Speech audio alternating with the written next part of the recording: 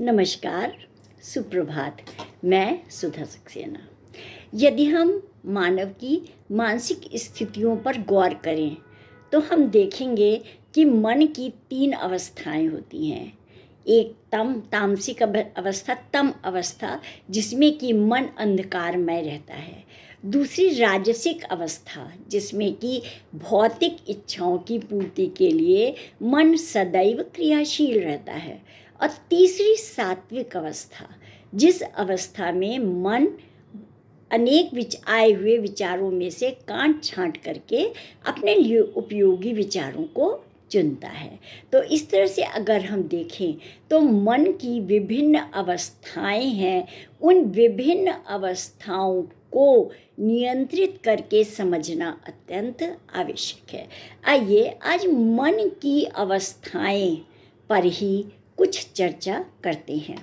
मूढ़ के मन की शांति और जागृत मनुष्य के चेतन मन की विश्रांति दोनों ही ऊपर से एक समान दिखती है, परंतु उसमें गहरा अंतर होता है।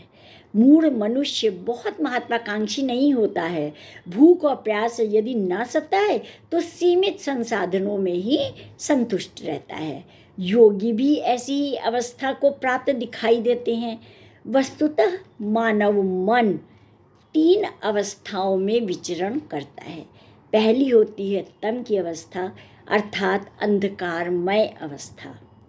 इस अवस्था के अधीन मन में विचार शक्ति अत्यंत क्षीण होती है।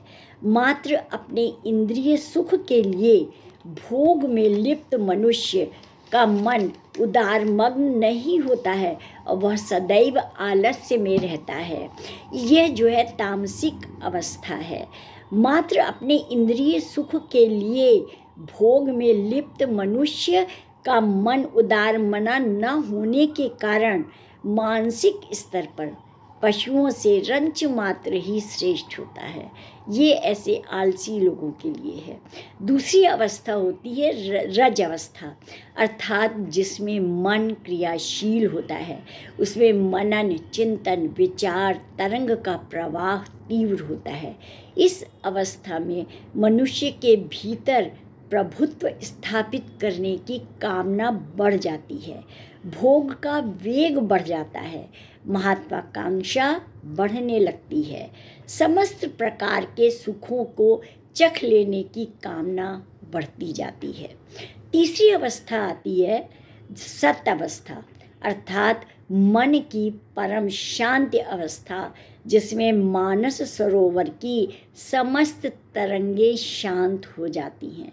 संसार के रहस्यों को जान लेने के बाद समस्त उद्वेग विलीन हो जाते हैं।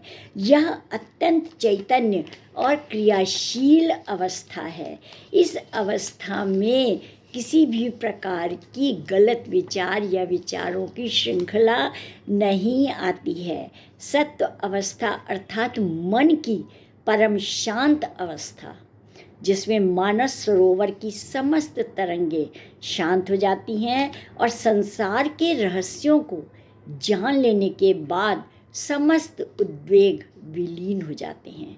यह अत्यंत चैतन्य और क्रियाशील अवस्था होती है।